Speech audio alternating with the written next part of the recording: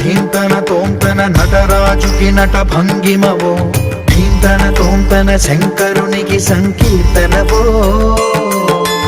ఈశ్వరుడే అనునిత్యం తనలో తలచుకునే ఓంకారమువో